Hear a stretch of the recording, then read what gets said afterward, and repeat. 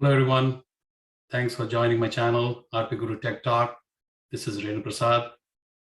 If you have not subscribed to my channel, please do subscribe to watch more fun videos and also get updated when new videos are uploaded in my channel. Thank you so much. I have this very reliable brother laser printer, but recently started giving uh, the toner light started blinking, so I decided to change the drum and the toner. So now let me show you how to take care of the install of both these. So this is the drum, which is for which I'm going to replace the existing one with this one. So let's open the door by pressing the button on the top, and then slowly remove the whole toner and the drum together.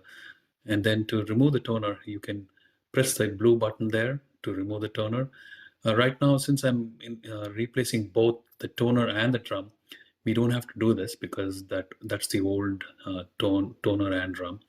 This is the new toner, which is a separate item. I already unpacked the drum. Now this is the toner. So let's plug in the toner into the drum and place it back into the printer. Once I do that, the printer is ready. I will show you how to reset the toner light counter a little later in the next video. So now we are all set with the toner and the drum. Thank you.